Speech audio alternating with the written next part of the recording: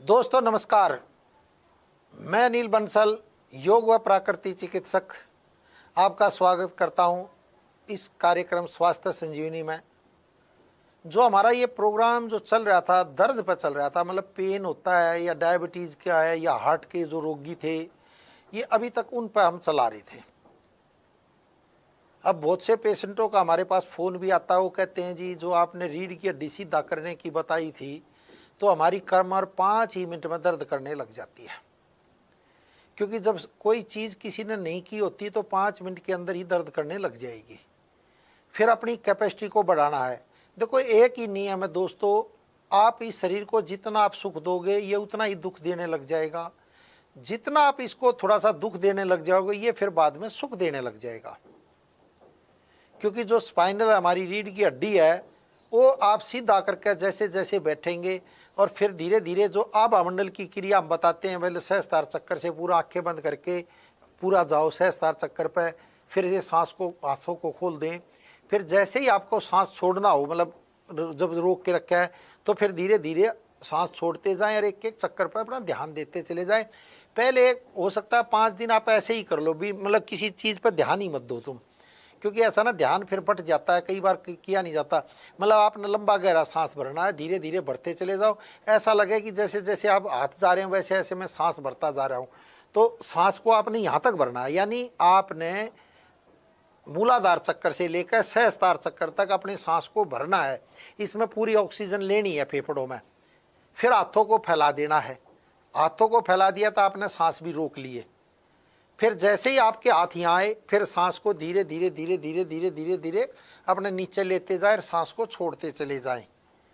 तो ये क्रिया, ये आभामंडल की जो हमारा पूरा आभामंडल है, जैसे भगवान की तस्वीर के सामने आप पूरा वो देखते हो चक्कर, वो आभामंडल ही होता है।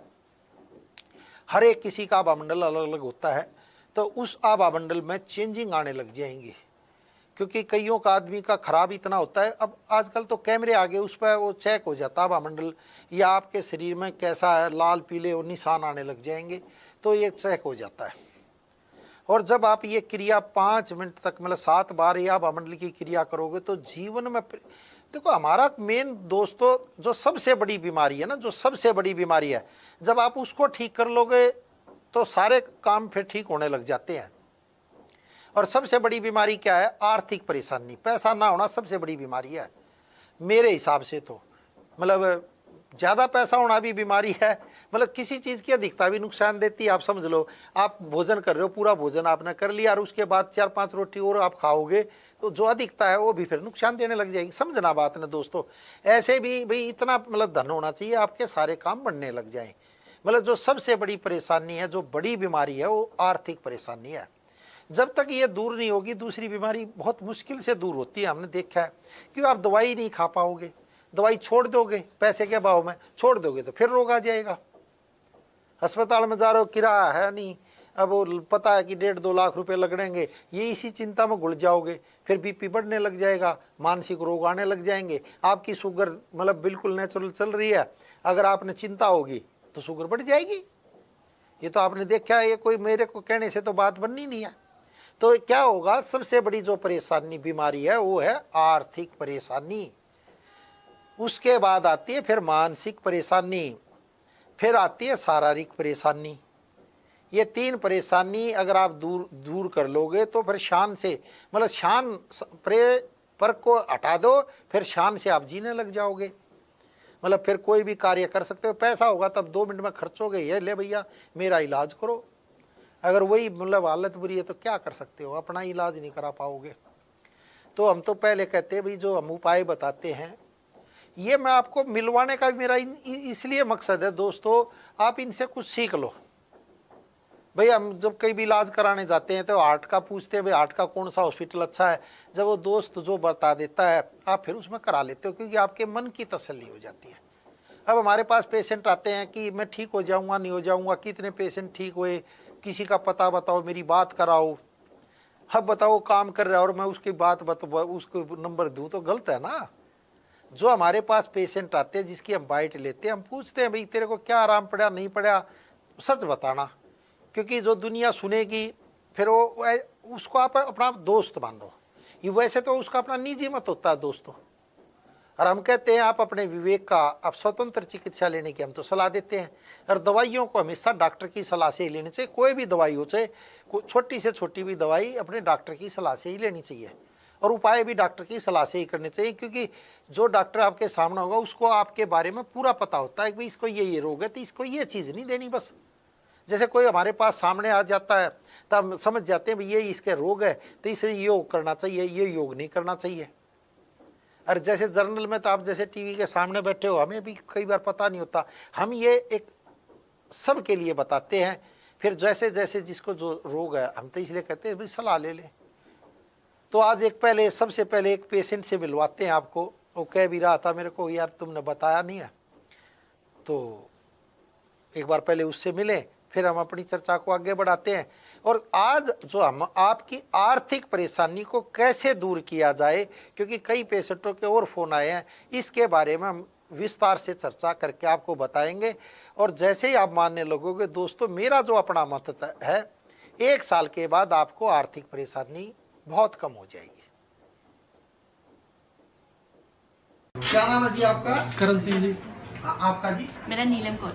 आप मिसिज हो इनकी? जी हाँ। कहाँ रहते हो सर करण सिंह? हम गणेश नगर, पांडव नगर। अच्छा, क्या तकलीफ थी इनको? इनको शुगर था सर, 650 रहता था। 650 रहता था जी?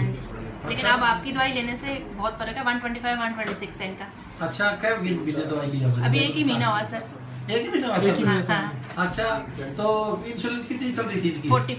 40 सुबह, 40 शाम को। और क्या दवाई लेते थे अंग्रेजी? जैलरा 50।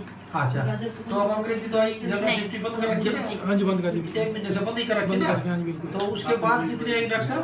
अब तकरीबन 128 और 100 फास्टिंग आई 127 और 129। अच्छा। और उससे पहले आए थे 128 और 157। उससे पहले भी हाँ, वही मैंने दोनों अच्छा, ये रिपोर्ट है आपकी, दिखाओ ना, ये रिपोर्ट दिखाओ। ये है। नीचे भी है जी। अच्छा, अब ये जो अब आ गई आपकी रिपोर्ट 13/11/12 को, ये आपका करण सिंह नाम हो गया, ठीक है जी। ये ग्लूकोज फास्टिंग 127 और ग्लूकोज पीपी 129। हाँ, ये आ गई, ठीक है जी, बिल्कुल। ये लाल पैच से करा रखी है मेन प्रीत बिहार में, ठीक है जी। अच्छा, ये पुरानी भी रिपोर्ट आपकी एक ही बार है सारी? सर इसमें यूरिन टेस्ट का है। अच्छा अच्छा, पूरा है, ये पुरानी रिपोर्टें हैं जो आपकी, ठीक है जी। ये 435 तक भी थी है। अच्छा, पिछले महीने वही थी सर? जब आपको दिखाया उसके बाद ये काम। अच्छा अच्छा, चलो। वैदिक उपचार के बारे में क्या कहोगी आप मैडम, शुगर वाले पेशेंटों के लिए? जो भी लेगा वो अच्छा ही होगा उसके लिए। तो बहुत अच्छा, बहुत अच्छा। क्या कहोगे सर? उसके लिए बहुत हम अच्छा आपका प्रोग्राम डॉक्टर साहब देखते हैं टीवी बहुत पर। अच्छा, बहुत अच्छा प्रोग्राम है। अच्छा जी, दवाई ने भी काम किया ना? दवाई ने वैदिक बहुत उपचार काम ने, किया। हाँ जी, जो हम कहते हैं भाई शुगर के पेशेंट इतने दुखी होते हो, क्यों होते हो, इंसुलिन पाए जाते हैं, तो आप कितने साल से शुगर थी आपको? जैसे सर 10 साल हो गए सर। 10 साल हो गए। मतलब 10 साल से शुगर आपकी बढ़ती बढ़ती जा जा रही है? रही थी, लेकिन कम नहीं होती जाती कभी भी। कम नहीं होती थी नहीं ना? नहीं, लेकिन आपकी दवाई से बहुत कम, बहुत फर्क पड़ा, बहुत ज्यादा। एनर्जी में कोई कमी तो नहीं आई? बढ़ी होगी ना? बड़ी एनर्जी बड़ी बढ़ी है ना? सर। एक प्रॉब्लम इनको घुटनों में दर्द होता था, लेकिन आपकी दवाई से घुटने को दर्द भी ठीक था। दर्द भी ठीक हो गया ना? अच्छा, तो आप वैदिक उपचार के बारे में, जो आम डायबिटीज के पेशेंट है सर, आप अपने हिसाब से क्या कहोगे, उनको क्या राय देना चाहोगे? मैं कह रहा हूँ जी, दवाई ले लो। थोड़ा तेज बोल लीजिए, आवाज आएगी आपकी। मैं कह रहा हूँ डॉक्टर साहब से दवाई ले लो, शुगर की बहुत अच्छी दवाई है, जिससे कि शुगर बहुत कम हो जाता है। मेरे शुगर 600 था, 600 से कम हो गया 129 हो गया। 129 हो गया ना? तो आपके सामने। और अंग्रेजी दवाई भी छोड़ रखी है आपने? छोड़ गई। ये चलो, बहुत अच्छा। देख लो दोस्तों, ये इनका अपना निजी मत था दोस्तों। मैं आपको स्वतंत्र चिकित्सा लेने की सलाह देता हूँ, फिर भी आप अपने विवेक का इस्तेमाल करें। डायबिटीज़ की दवाई 10 साल से इनको डायबिटीज़ थी, दवाई खाते खाते भी डायबिटीज़ बढ़ती जा रही थी। क्या होता है दोस्तों, देखो कोई भी पैथी खराब नहीं होती, एलोपैथी खराब नहीं होती, लेकिन जब आपके अंदर काम ही नहीं कर रही है तो फिर उसको थोड़ा सा कम कर दो, फिर आयुर्वेद पा जाओ। मैं तो ये कहता हूँ दुनिया को। अब आपके सामने था, अब जो दवाई खाई, पर्चा भी बनते हैं हमारे, तो यहाँ पूरा एक डिटेल बनती है, जब जो पेशेंट आता है लिखते हैं, पूरी डेट होती है। अब आपके सामने कितना फर्क पड़ गया। और सबसे बड़ी बात क्या है कि डायबिटीज़ में हम ताकत की दवाई देते हैं हमारे डॉक्टर। जब तक ताकत नहीं होगी तो आप शत्रु को कैसे परास्त कर पाओगे? ताकत होनी चाहिए ना दोस्तों। बीमारी तो शत्रु आपका, मतलब वो तो एक, उसको कब हराओगे? जब आपके अंदर ताकत होगी। अब पेन क्रियाज काम नहीं कर रही थी, धीरे धीरे और सुकुड़ती जा रही थी, 600 तक डायबिटीज पहुंच गई थी। डॉक्टर इंसुलिन ही लगाते और क्या करते उनके पास, क्योंकि इलाज वो है। इंसुलिन खराब नहीं है दोस्तों, समझो बात ने, क्योंकि उनका एक वो पैथी वही है, वो इंसुलिन कर देते हैं, आपकी पूर्ति हो जाती है। और आयुर्वेद में क्या है कि बिना मतलब इंसुलिन लगाए आयुर्वेदिक दवाइयों से इंसुलिन की पूर्ति कर दी जाती है, जिससे आपको इंसुलिन की जरूरत ही नहीं पड़ती। फिर हम योग बताते हैं, प्राकृतिक चिकित्सा बताते हैं, दूसरे उपाय बताते हैं, जैसे जैसे आप करते हो इफेक्ट आ जाता है। क्योंकि दिल्ली का ही पेशेंट था, हमने पूछा अभी मियाँ बीबी दोनों आ रहे थे, तो हम तो दोनों से ही पूछते हैं, कहीं एक झूठ ना बोल दे। तो कई बार हो जाता है, कई जोश जोश में भी कुछ कह जाता है आदमी, हम उसको नहीं मानते, हम तो रिपोर्ट मानते हैं। सब कुछ आएगा, रिपोर्ट आएगा, 2 महीने में 3 महीने में रिपोर्ट कराते रहे तो अपने आप पता चल जाएगा। और ये डायबिटीज़ की जो बीमारी है, डायबट इज मरा हुआ परंतु जिंदा है। डाय यानी मरा हुआ, बट डायबट मतलब परंतु मतलब क्या, बट और इज माने है, मतलब मरा हुआ परंतु जिंदा है, समझ लो बात नहीं। इसका मतलब यही होता है। अब दवाई खाते खाते 10 साल से डायबिटीज 600 तक पहुंच गई। वो तो चलो हमारा प्रोग्राम देखते थे, आगे विश्वास किया इन्होंने, और उसका विश्वास का फल आपके सामने है दोस्तों। हम कहते हैं हर एक रोग की ठीक कर देंगे, ऐसा नहीं है दोस्तों। सबकी अपनी अपनी किस्मत है, हर रोग ठीक हो सकता है, हर रोगी ठीक नहीं होगा। तो जैसे जो इन्होंने विश्वास किया, और डायबिटीज के पेशेंटों को मैं फिर बता दूं, कड़वी जितनी आप दवाई खाओगे आपकी डायबिटीज, जैसे ही उसको छोड़ दोगे डायबिटीज बढ़ जाएगी। कड़वी दवाई आप मत खाओ ज़्यादा, मीठी दवाई खाओ। मीठी का मतलब ना कड़वी हो ना फीकी मीठी हो। जैसे एक करेला आप अगर पीते रहोगे तो ताकत कम हो जाएगी। करेले के साथ टमाटर डालो, आपका खून भी बढ़े, ताकत भी आए, एनर्जी भी आए। उसमें पीपल के पत्ते डाल दो, एक दो अमरूद के पत्ते डाल दो, आम के डाल दो, जामुन के पत्ते डाल दो, पालक डाल दो, मेथी डाल दो, और सबसे बड़ा अगर वेट भी है आपका तो सफ़ेद पेठा जिसकी मिठाइयाँ सी बनती है, सफ़ेद पेठा वो डाल दो।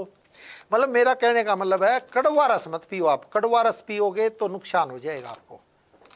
तो ये करके देखे, 3 महीने में ही रिजल्ट लें दोस्तों। ये एकदम डायबिटीज़ कम नहीं करेगा। कई आदमी कहते हैं 2 दिन पी का यार डायबिटीज़ तो कम हुई नहीं, उन्हें चेक करने लग जाएंगे। वो जो खून है आपका चेंज करेगा, क्योंकि करेले में भी इंसुलिन है, टमाटर में भी इंसुलिन है। जैसे गाड़ी में दोस्तों पेट्रोल होगा, जब तेज भगा लोगे तो क्या जलना, पेट्रोल जलना है। ऐसे ही जब आपकी डायबिटीज बढ़ जाती है, 300, 350 या 400 तक पहुंच जाती है, तो क्या जलता है, इंसुलिन। इंसुलिन आपकी कम होने लग जाएगी बस, और क्या, वो इंसुलिन ज़्यादा लेने लग जाएगा। जैसे ही आपकी डायबिटीज़ कम होने लग जाएगी, इंसुलिन आपकी धीरे धीरे कम होने लगेगी। जब एक करेला और 3-4 टमाटर में भी इंसुलिन है नेचुरल, और करेले में भी इंसुलिन है। जब ये दोनों इंसुलिन आपके अंदर जाने लग जाएंगी नेचुरल तरीके से, तो आपको इंसुलिन की ज़रूरत ही नहीं पड़ेगी। फिर बड़ी से बड़ी भयंकर से भयंकर डायबिटीज़ भी अपने आप परस्त हो जाएगी। आपने कुछ करना नहीं, ताकत आपके अंदर बढ़ती जाएगी। और साथ में ये आभामंडल वाली क्रिया करें, क्योंकि जो मानसिक रोग है, जब जिसको 600 डायबिटीज होती है, वो आधा तक बेचारा वैसे ही बीमार हो जाता है। वो देख कर रिपोर्ट, यार 600 हो गया, मेरा क्या होगा, कहीं किडनी ना बैठ जाए, कहीं हार्ट ना बैठ जाए, कहीं मेरा लीवर ना बैठ जाए। और बैठ ही जाता है बहुतों का, तो अगर खेल हो जाता है। इसलिए हम कहते हैं वक्त रहते इलाज कराएं। अगर आप वक्त रहते इलाज नहीं कराएंगे तो बीमारी और बढ़ जाएगी दोस्तों।